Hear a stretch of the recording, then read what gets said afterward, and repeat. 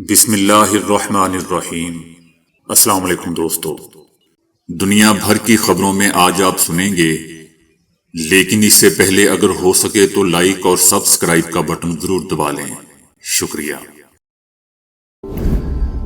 بتایا جا رہا ہے کہ بھارت اور افغانستان کے درمیان ایئر کارگو سروس جلد شروع کی جائے گی۔ دونوں ممالک پاکستان کے ساتھ کشیدہ تعلقات کے پس منظر میں اپنے روابط دوبارہ استوار کرنے کی کوشش کر رہے ہیں۔ یہ اعلان دوستو افغانستان کے طالبان کے وزیر تجارت نور الدین عزیزی کی نئی دہلی کے دورے کے دوران کیا گیا، جنہوں نے بھارت پر زور دیا ہے کہ وہ تجارت میں اضافہ کرے اور کارگو ہب قائم کرے، کیونکہ افغانستان اناج، ادویات اور صنعتی سامان تک رسائی چاہتا ہے، جبکہ پاکستان کے ساتھ سرحد فوجی جھڑپوں کے بعد بند ہے۔ بھارتی حکومت کا کہنا ہے کہ افغانستان کے بھارت اور بھارتی شہر امرتسر کے ساتھ ایئر کوریڈور فعال کر دیے گئے ہیں اور ان روٹس پر کارگو پروازیں بہت جلد شروع ہو جائیں گی۔ بھارتی حکومت کا کہنا ہے کہ ہماری طرف سے تمام رسمی کارروائیاں مکمل ہو چکی ہیں۔ ہم ان افغان حکومت کی جانب سے تمام دستاویزات کا انتظار کر رہے ہیں، جیسے ہی وہ انہیں مکمل کر لیں گے کارگو پروازیں شروع ہو جائیں گی۔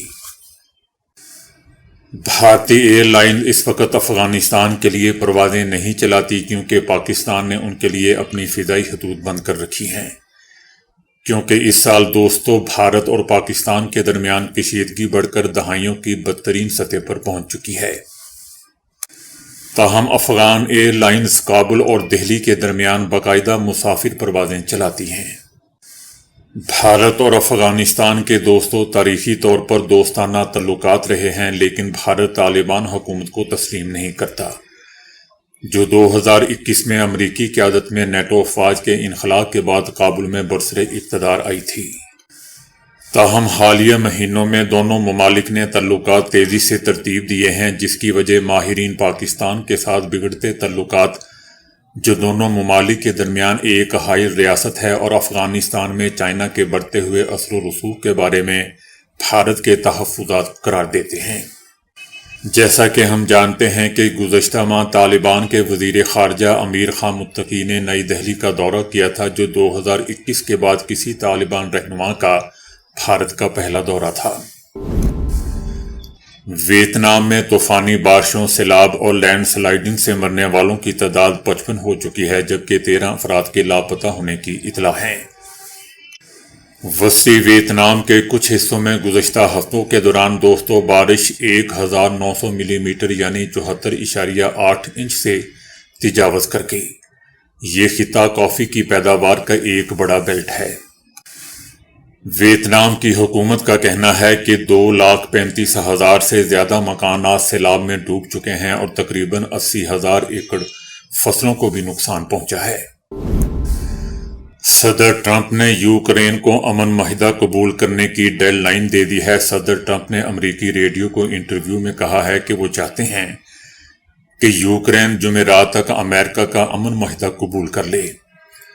صدر ٹرمپ کا کہنا تھا کہ ان کے پاس بہت سی ڈیڈ لائنیں تھیں، لیکن اگر چیزیں ٹھیک چل رہی ہوں تو آپ ڈیڈ لائن میں توسیع کرتے ہیں، لیکن میرے خیال میں امن معاہدہ قبول کرنے کے لیے جمعرات کا دن مناسب وقت ہے۔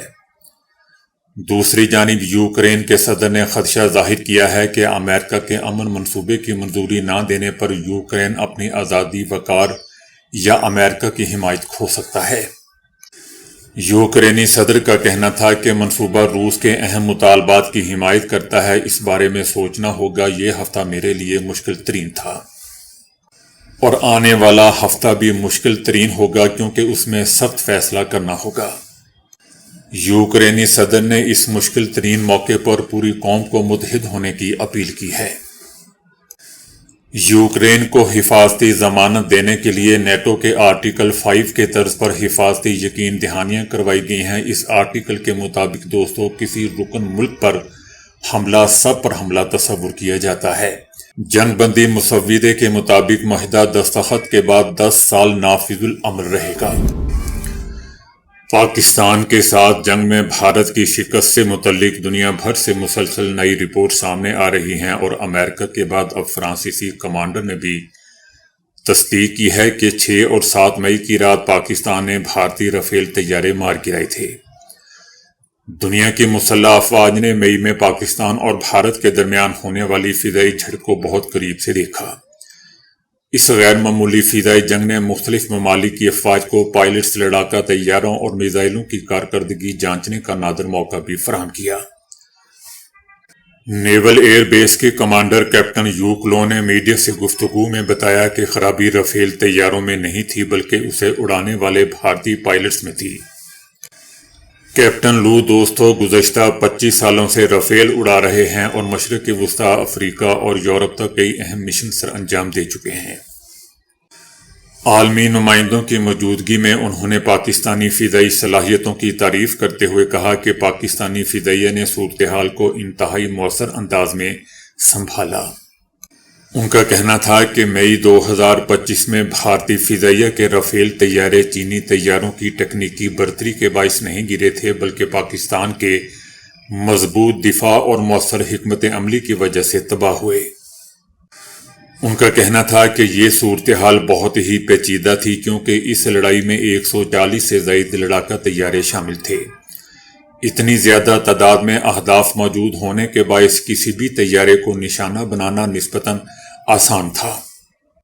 ان کا کہنا تھا کہ کئی طیارے پاکستان مار گرا سکتا تھا مگر پاکستان نے اسے بھارت کے مقابلے میں کہیں بہتر انداز میں ہینڈل کیا۔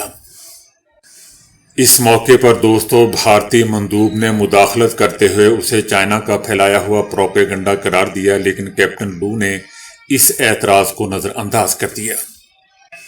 جب کیپٹن لو سے سوال کیا گیا کہ جنگ کے دوران بھارت کے رافیل کا ریڈار سسٹم کیوں فیل ہوا، جس پر کیپٹن لو نے جواب دیا کہ مسئلہ مشین میں نہیں تھا، اسے استعمال کرنے میں تھا۔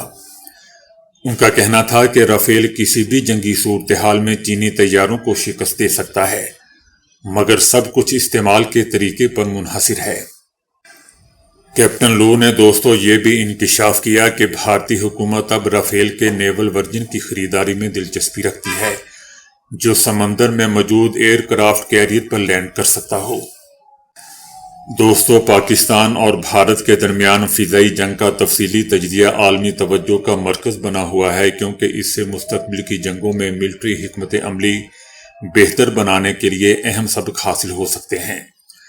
ماہرین کا کہنا ہے کہ یہ ایک نایاب موقع تھا جس میں پائلٹس، لڑاکا طیاروں اور ایئر ٹو ایئر میزائلوں کی کارکردگی کو حقیقی جنگی ماحول میں پرکھا گیا۔ صدر پیوٹن نے دوستو یوکرین سے جنگ بندی کے لیے امریکی امن منصوبے کی حمایت کر دی ہے۔ روسی صدر پیوٹن نے تصدیق کی ہے کہ اس منصوبے میں روس کے کئی اہم مطالبات کو شامل کیا گیا ہے۔ صدر پیوٹن نے خبردار بھی کیا کہ یوکرین کی جانب سے معاہدے کو مسترد کیے جانے کی صورت میں وہ مزید علاقوں پر قبضہ کر سکتا ہے۔ روسی صدر پیوٹن نے دوستو یہ بھی کہا کہ امریکی دستاویزات میں کچھ ایسی شقیں شامل ہیں جن پر بات چیت کی جا سکتی ہے۔ صدر پیوٹن نے یوکرینی صدر کو پیغام دیا ہے کہ امریکہ کا یہ 28 نکاتی امن منصوبہ یوکرین کے لیے حتمی امن معاہدے کی بنیاد بن سکتا ہے۔ یاد رہے دوستو کہ امریکی صدر ٹرمپ نے یوکرین کو امن معاہدہ قبول کرنے کے لیے جمعرات کا وقت دیا ہے، جبکہ دوسری جانب یوکرین کے صدر نے صدر ٹرمپ کی تجویز پر شدید تحفظات کا اظہار کیا ہے لیکن اس حالیہ پیش رفت پر اپنے ساتھیوں سے اس نے مشورے بھی شروع کر دیے ہیں۔ روس نے دوستو ابتدا میں امریکی تجویز پر سنجیدگی نہیں دکھائی تھی تاہم بیک ٹو ڈور مذاکرات کے بعد تصویر کا نیا رخ سامنے آیا ہے۔ یہ پیش رفت اس وقت سامنے آئی ہے جب صدر ٹرمپ نے دعویٰ کیا ہے کہ وہ دنیا کی ایک اور بڑی جنگ بھی ختم کروانے جا رہے ہیں۔ امریکہ نے دوستو خام تیل کی فروخت کے ذریعے ایرانی مسلح افواج کی مالی معاونت کرنے والی کمپنیوں کے ایک نیٹ ورک اور شپنگ کے بروکروں پر پابندیاں عائد کر دی ہیں۔ امریکہ کا کہنا ہے کہ اس کا مقصد ایران کے جوہری ہتھیاروں کی تیاری کے لیے ہونے والی مالی معاونت اور اس کے تخریب کار ایجنٹس کی سپورٹ کو روکنا ہے۔ ایرانی حکومت کی آمدنی کو روکنا اس کے جوہری عزائم کو محدود کرنے کے لیے انتہائی ضروری ہے۔ امریکہ نے 6 بحری جہازوں پر بھی پابندی عائد کی ہے اور ان غیر سرکاری آئل ٹینکرز کے نیٹ ورک پر پابندیاں بڑھا دی ہیں۔ جن پر ایران اپنے تیل کی برآمدات کو عالمی منڈیوں تک پہنچانے کے لیے انحصار کرتا تھا۔ یاد رہے دوستو کہ صدر ٹرمپ کی انتظامیہ اب تک زیادہ سے زیادہ 170 سے زائد بحری جہازوں پر پابندیاں عائد کر چکا ہے جو ایرانی تیل اور ان کی مصنوعات کی ترسیل کے ذمہ دار تھے۔ قابض اسرائیلی رجیم کے غاصب وزیر توانائی اور رکن سیکیورٹی کابینہ ایلی کوہن نے دعویٰ کیا ہے کہ فلسطینی عوام کے لیے آزاد ریاست کی تشکیل کی کوئی ضرورت نہیں ہے، کیونکہ فلسطینی عوام کے پاس اردن ہے کہ جہاں وہ آبادی کی اکثریت کو تشکیل دیتے ہیں، لہٰذا فلسطینی ریاست کی تشکیل نہیں ہونی چاہیے۔ قابض صہیونی وزیر کا کہنا تھا کہ فی الحال ایک ایسا ملک موجود ہے کہ جس میں فلسطینیوں کی اکثریت ہے اور وہ اردن ہے، لہٰذا ہم اسرائیل کو خطرے میں نہیں ڈال سکتے، فلسطینیوں کے لیے اردن ہی کافی ہے۔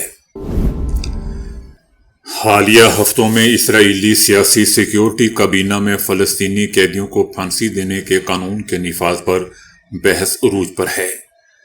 حال ہی میں صہیونی پارلیمنٹ کے ذریعے منظور کیا جانے والا یہ بل اب بھی اس بات پر تنازع کا باعث ہے کہ آیا سزا لازمی ہے اور کیا اس کی گنجائش ہے۔ اسرائیلی حکومت نے واضح کیا ہے کہ پھانسی کا حکم ان یہودیوں پر بھی لاگو ہوگا جو اسرائیل کے خلاف کارروائی کرتے ہیں یا ایران کے ساتھ تعاون کرتے ہیں۔ گزشتہ کئی مہینوں میں صہیونی سیکیورٹی حکام مسلسل اس بات کی جانب اشارہ کر رہے ہیں کہ مقبوضہ علاقوں میں ایرانی جاسوس نیٹ ورک تیزی سے پھیل رہا ہے۔ حالیہ ایران اسرائیل جنگ کے دوران اور اس کے بعد کئی صہیونی آبادکاروں کو گرفتار کیا جا چکا ہے۔ ان پر الزام ہے کہ انہوں نے اسرائیل کی حساس فوجی اور سیکیورٹی معلومات ایران کو فراہم کی۔ ایران کے اسرائیلی آبادکاروں میں ممکنہ نفوذ کے عمل نے صہیونی حکام کی تشویش میں نمایاں اضافہ کیا ہے۔ غزہ امن معاہدے پر خوب دکانیں چمکائی گئیں، سارا مغربی میڈیا اور اس پر ہمارے بھی کچھ نادان دوست اور فریب خوردہ تجزیہ نگار اس دھارے میں دوستوں بہہ نکلے اور ہر طرف خوشی کے شادیانے بجانے جانے لگے، ہر کوئی اپنے سر خود ہی صحرا سجانے لگا، ایسا تاثر دیا جانے لگا کہ اب غزہ میں امن اور چین کے دور کا آغاز ہونے جا رہا ہے۔ اب سارے اسلامی ممالک غزہ کی تعمیر نو کے لیے جوش و خروش سے آگے بڑھیں گے اور ملبے کے ڈھیر پر بیٹھے حسرت کی تصویر بنے ہوئے لوگوں کے زخموں کا کچھ نہ کچھ مداوا کرنے کی کوشش کریں گے۔ اسی مدہوشی میں ان آوازوں کو بھی خاموش کرنے کے لیے سخت اقدامات شروع کر دیے گئے جو غزہ کے مظلوموں کی حمایت میں اٹھ رہی تھیں۔ کہا گیا کہ غزہ کے لوگ جشن منا رہے ہیں اور یہ لوگ احتجاج کر رہے ہیں۔ دوستو یاد رہے ایسا میں نے بھی کہا تھا۔ بہرحال یہ سب کچھ ایک سوچے سمجھے منصوبے کے تحت کیا گیا، حالانکہ اسرائیل نے نہ تو اس معاہدے پر دستخط کیے اور نہ ہی اس کی پابندی کی۔ معاہدے کے دن سے لے کر آج تک ایک دن بھی ایسا نہیں گزرا کہ جب غزہ اسرائیلی زمینی اور فضائی حملوں سے محفوظ رہا ہو۔ مگر افسوس دوستوں کہ مظلوموں کی حمایت میں اٹھنے والی آوازیں یا تو خاموش کر دی گئیں یا کمزور کر دی گئیں۔ اس منصوبے کے پیچھے بہت سے دیگر اہداف کے علاوہ ایک ہدف مغربی ممالک میں اٹھنے والی وہاں کی عوام کی وہ تحریکیں تھیں جن میں رفتہ رفتہ احتجاجی جلسوں جلوسوں سے بڑھ کر شدت پیدا ہوتی جا رہی تھی، جو مغربی نظام اور حکمرانوں کے لیے خطرے کی گھنٹی بنتی جا رہی تھی۔ اسی لیے دوستو ایک طرف اپنی عوام کو رام کرنے کے لیے ایک فریبی معاہدے کی ضرورت تھی اور دوسری طرف اسلامی ممالک کو اپنے عوام کی آواز دبانے کے لیے جواز فراہم کرنا تھا، اور میرے خیال سے یہ سازش کافی حد تک کامیاب رہی ہے۔ اسلامی ممالک میں پہلے ہی کون سی آواز بلند ہو رہی تھی سوائے 2-4 ممالک کے، ان میں ایک وطن عزیز پاکستان بھی شامل تھا، جہاں کی عوام نے روز اول سے اپنے قائد یعنی بابائے قوم قائد اعظم محمد علی جناح کے فرمان کو صرف دل میں بسا کر نہیں رکھا، بلکہ ہمیشہ میدان عمل میں ثابت کیا کہ نہ صرف یہ کہ وہ اسرائیل کے ناجائز وجود کو کبھی تسلیم نہیں کریں گے، بلکہ فلسطین کی آزادی کے لیے چلنے والی ہر تحریک کا آخری ممکنہ حد تک ساتھ دیں گے۔ دوستو، ہمارا وطن پاکستان اگرچہ اس وقت خود اندرونی اور بیرونی تخریب کاری کا نشانہ بنا ہوا ہے، ہم شمال مغربی سرحد پر جنگ کے دہانے پر بیٹھے ہوئے ہیں اور مشرقی سرحد پر بھی کشیدہ صورتحال ہے۔ بھارت اور افغانستان کا ہمارے خلاف گٹھ جوڑ کوئی نیا نہیں ہے، لیکن سوال یہ ہے کہ پاک بھارت جنگ کو ایک کال پر بند کرانے کا دعویٰ کرنے والے اب کیوں مزے سے تماشا دیکھ رہے ہیں؟ کوئی دوستو بھولا بادشاہ ہی ہوگا جو یہ بات نہ جانتا ہو کہ بھارت کے اسرائیل کے ساتھ کیسے تعلقات ہیں اور اسرائیل کس کے سہارے یعنی امریکہ کے سہارے ساری کاروائیاں اپنی انجام دیتا ہے۔ ایسے میں صاف نظر آ رہا ہے کہ افغانستان سے ہونے والی کاروائیوں کے پیچھے کس کس کا ہاتھ ہے۔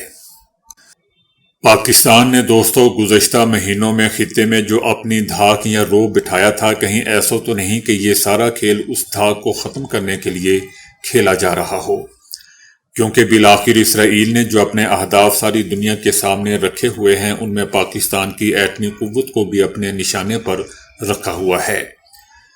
گھوم پھر کر بات پھر وہیں آ جاتی ہے کہ پاکستان میں ہونے والی حالیہ تخریب کاری کی کارروائیاں اور سرحدوں پر چھیڑ خانی نہ تو مقامی مسئلہ ہے اور نہ ہی علاقائی، بلکہ اس کے تانے بانے گلوبل گیم سے ملتے ہیں، جس کی ابتدا فلسطین سے کی گئی ہے۔ ابھی تو دوستو ایسا لگ رہا ہے کہ ہمارے حکمراں سب اڈھاک پر ہیں، یعنی عبوری بنیاد ہی چل رہی ہے۔ آج کا دن گزارو، کل کی کل دیکھی جائے گی۔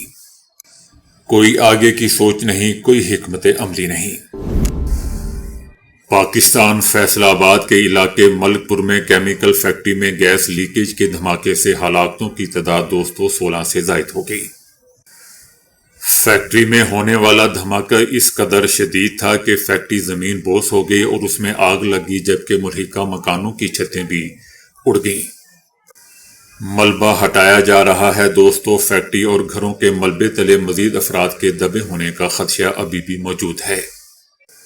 فیکٹری میں دھماکہ گیس پائپ لائن پھٹنے کے نتیجے میں ہوا۔ ملک پور میں 4 فیکٹریاں ایک ساتھ منسلک ہو کر کام کر رہی تھیں۔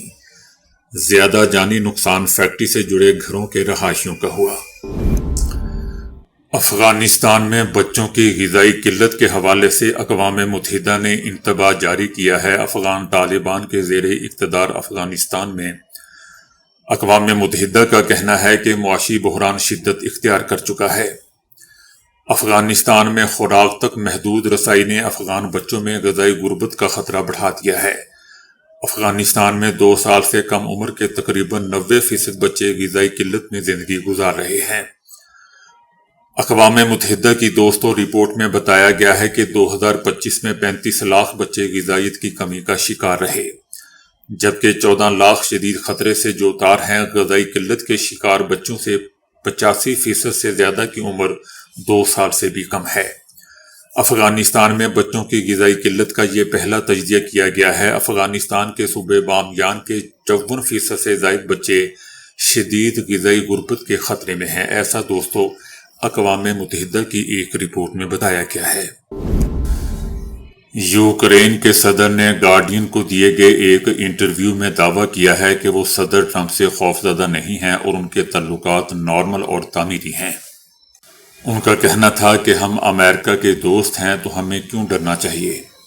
ان کا کہنا تھا کہ صدر ٹرمپ کو امریکی عوام نے منتخب کیا تھا، ہمیں امریکی عوام کے انتخاب کا احترام کرنا چاہیے۔ یاد رہے دوستو کہ فائنینشل ٹائمز کی رپورٹ میں دعویٰ کیا گیا تھا کہ صدر ٹرمپ نے ان سے ملاقات کے دوران یوکرین کے وفد کی طرف جنگی دستاویزات پھینکیں اور جنگ کے خاتمے کے لیے صدر پوٹن کی زیادہ سے زیادہ شرائط کو قبول کرنے پر اصرار کیا تھا۔ یوکرینی صدر نے ان الزامات کی تردید کرتے ہوئے کہا ہے کہ اس نے کچھ نہیں پھینکا۔ مجھے یقین ہے کہ ملاقات کے دوران یوکرین کے وفد نے صدر ٹرمپ اور ان کی ٹیم کو 3 ویڈیو شوز پیش کیے، جن میں فوجی اقدامات، معاشی پابندیاں اور روس کو کمزور کرنے اور صدر پوٹن کو مذاکرات پر مجبور کرنے کے اقدامات شامل تھے۔ امریکی محکمہ دفاع پینٹاگون کی جانب سے افغانستان سے انخلاء کے بعد جاری ہونے والی رپورٹس میں بتایا گیا ہے کہ بھاری بختر بند گاڑیاں، طیارے اور دیگر بھاری فوجی ساز و سامان جو امریکہ نے سابق افغان حکومت کی فوج کو فراہم کیا تھا، یہ بھی طالبان کے قبضے میں چلے گئے۔ تو دوستو ابھی کے لیے اتنا ہی۔ ویڈیو کو لائک اور شیئر کرنے کا بہت بہت شکریہ۔